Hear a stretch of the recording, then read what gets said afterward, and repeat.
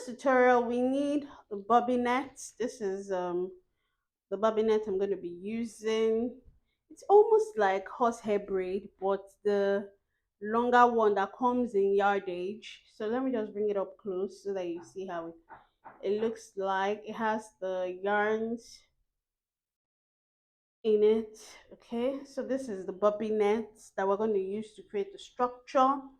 And then we're going to be using Rigilene bone. These bones are the one you can sew on, right? We're going to sew these bones on the bobbinet to give it the structure as well. And then you need something you'll be able to drape on, that's drape on the structure you create with the bobbinet and the bone. This is tulle. You can use tulle, you can use satin, you can use any fabric of your choice actually, depending on the look you're going for. So if you want it to be full and you want it to cover the bobbinet completely, then you will need more yards of tulle. Okay, so since we have everything we're going to be needing, I'll just go right ahead to plan out the structure. Okay. All right, so after measuring out what we need to create the structure, let me do the measurement. I'm using a um 36 inches 36 inches long, and the width is 14 inches wide.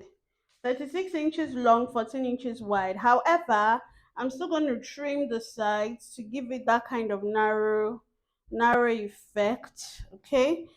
Please go ahead to iron this so that it just stays put and relaxes as it should. So let me iron.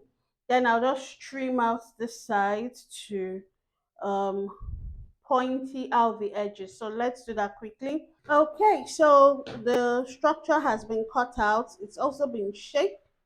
If you look closely at this, um, let's see, the shaping started about 8 inches away from the edge. I just shaped it in this way, and what I have at the edge is now reduced to 2 inches, like 2.25 inches wide at the edge. That's what I have here.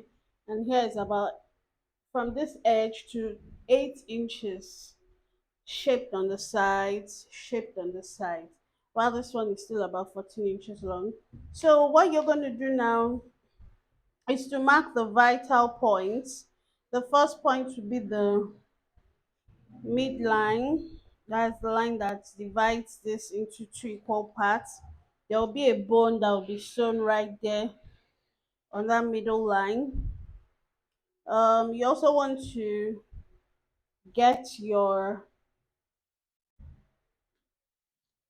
that's now fold this part that you folded into, to fold it to get to this point here, like fold this part to this point here and get this line. That's the next line that yeah, here, that's the next line where all your markings will be, where the bones will pass through, or pass through here, or pass through here and here. Let's see. And if you still want another line, there will be another line here. Not if you still want that 8 inches mark line, there will be another line there. And then after this, we have how many vertical lines? One, two, three, four, five. Five vertical lines. Then we'll now have horizontal lines right through the middle. Then we'll have horizontal lines from here, from this point here, meeting up with that point, from this point, meeting up with that point. That's from this 8 inch mark to this point, 8 inch mark to this point. So we have three lines coming to that edge, three bone lines coming to that edge there. Same thing, one through the middle, one from the side meeting up, one from the other side meeting up. Okay, aside that, we'll still have this line will be curved, right, to go right there at the top, continues that way, right? So this is what you have. Then if you still want to put another bone, fine. So these are all the lines I'll just bone. You can look at it closely. I'm going to go bone all these lines on the sewing machine, after which we then take it to the dress form and drape our tool on the structure. So let's go.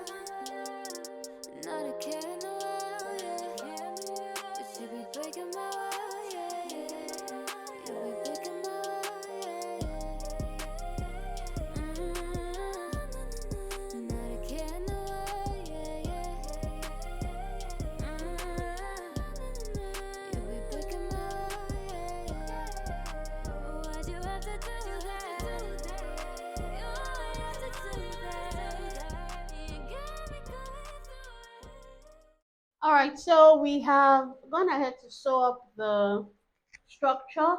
I'll just pin the structure to the dress form like how it should actually be on the after you've finished sewing. So this one, the plan is for it to go over the bust, over one side of the bust.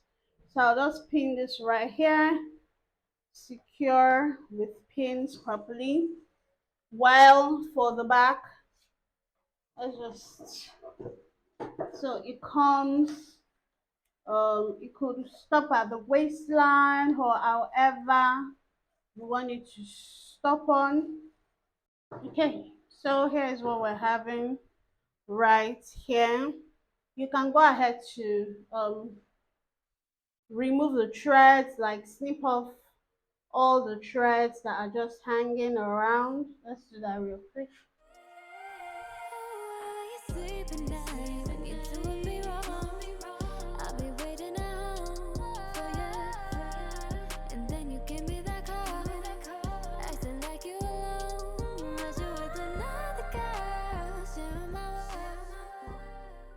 Okay, so now that that is done, we'll just get a tool that we're going to be using specifically for covering up the structure, and then we cover up. That's just what we do basically. So um what I'm going to do is I'm going to fold this into two. I'm going to fold it into two so that I have a more voluminous effect this way, and I'm just going to place it on this.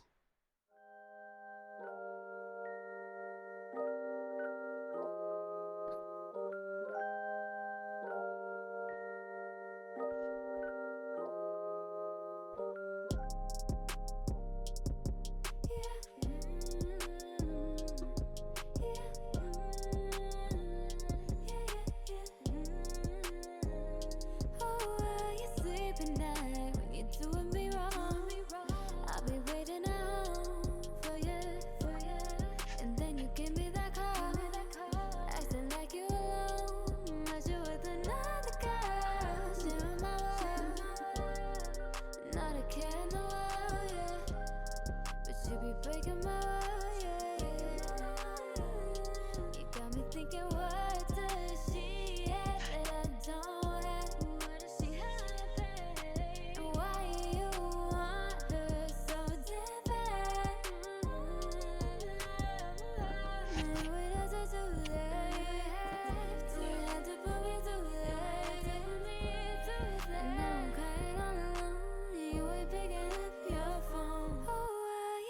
every night when you're doing me wrong. I've been waiting at home for you, and then you give me that call, acting like you alone, but you with another girl, sharing my world. Not a care in the world, yeah. But you be breaking my world, yeah. You be breaking my world, yeah. Not a care in the world, yeah.